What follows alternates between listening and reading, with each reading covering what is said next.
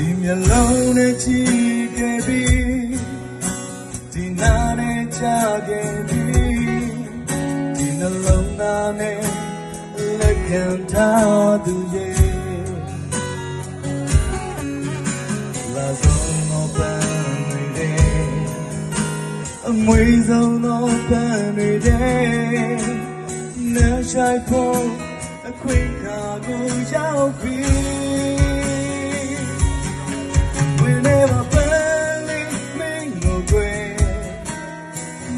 ဆိုင်ဖို့ရည်စုခဲ့အတင်းအတော့ဆိုရင်ငါရဲ့ပန်းမြင်မှလေးပေါ်လူရှိမှချစ်ဆုံးမင်းနဲ့ကိုယ်နဲ့တိုင်းရဲ့လက်ဆုံးတွေ့ပြီးရရဲ့ရှိလူရှိ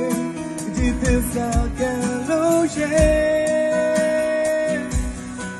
အဆုံးတော့ယုံကြည်ကြချစ်တွေကရဲ့ရှိပါစေခံရဲ့လက်ဆုံးတွေ့ပြီးကြောက်ပြတ်သွားမယ်ဝေမေဝပန်းလေးမင်းငိုကွယ်အုံနဲ့ဆိုင်ဖို့ရည်စုခဲ့အသိအတော့ဆိုတဲ့ငါရဲ့ပန်းမြင်မှလေးပေါ်လူရှိမှချစ်ဆုံးမင်းနဲ့ကိုယ်နဲ့ခံရဲ့ဆုံးတွေ့ပြီးဒီရရဲ့ရှိလူရှိဒီသစ္စာကလို့ရဲ့သက်ဆုံးလို့ယုံကြည်ကြချစ်တွေကရဲ့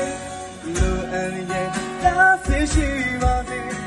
တိုင်းရဲ့လက်ဆုံးတွေ့ပြီးကြောက်ပြတ်သွားမယ်ခိုင်ရဲ့လက်ဆုံးတွေ့ပြီး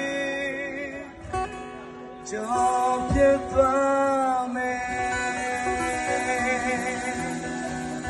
အားလုံးကျေးဇူးတင်ပါတယ်ဒါဘုရားလား